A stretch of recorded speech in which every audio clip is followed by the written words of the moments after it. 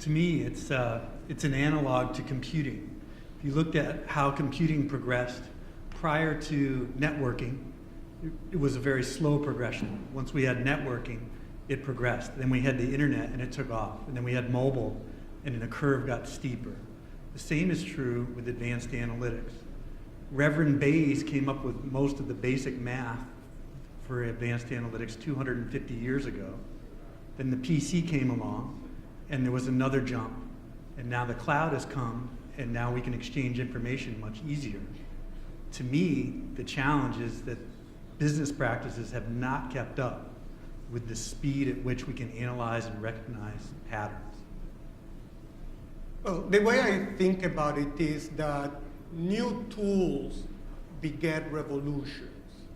And in the early 17th century, the early 1600s, the telescope led to us, Galileo and people like that, discovering that, not everything rotates around the Earth, but in fact the sun is the center, and all kinds of advances in astronomy were made.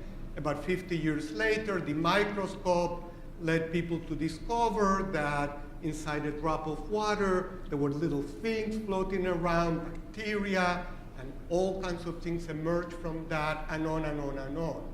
What is new now is that in the last 15, 20 years, we've been able to get gazillions of data about human behavior from our cell phones, from our interactions in social media, from IoT coming more and more. So now, in addition to getting lots of behavior, lots of data about the natural sciences, which we've been getting for a few hundred years, we're now getting lots more data about people, and that's opening up our knowledge in incredible areas.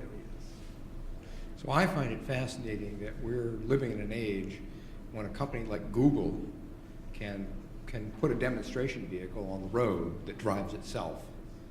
So I'm wondering if you've got any insight in terms of why it's different. What's different about what they're doing with that allows them to demonstrate that a vehicle can drive themselves, and how applicable is what they're doing to other business processes? Well, first, let me try that following up on what I said. Google's vehicles are driving themselves on a quote-unquote rail of data. So it's not as if the vehicles are magically programmed.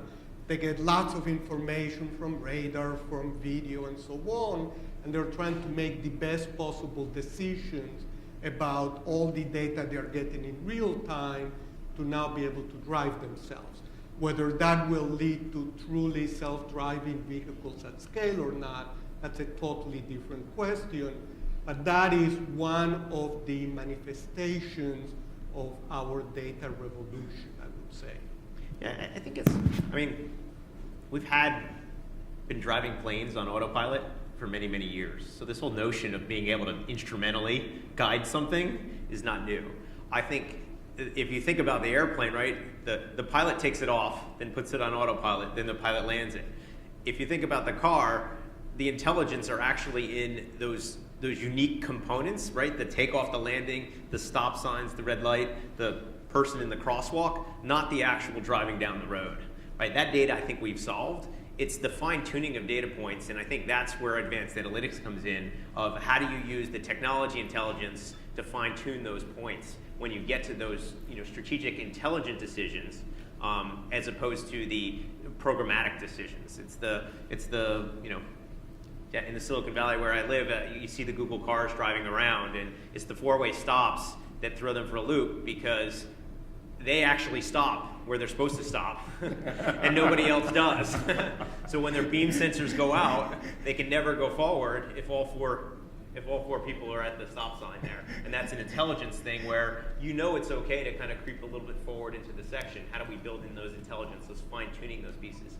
That's where tools and technology and data have to come together across that. This is actually an interesting example, and Mike, I love what you added into this, because The Google cars are a great demonstration of what modeling and analytics can do. Taking in data dynamically, making decisions off of it. It's what we do in business all the time. We try to do it at the speed of business. We don't always succeed. But we're doing the same types of things.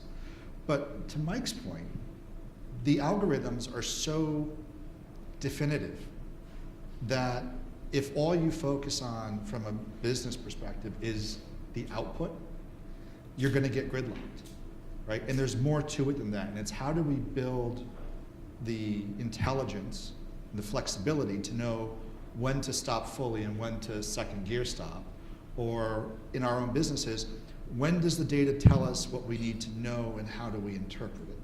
And when do we need to make the decisions beyond just the data, just the algorithm, just the model?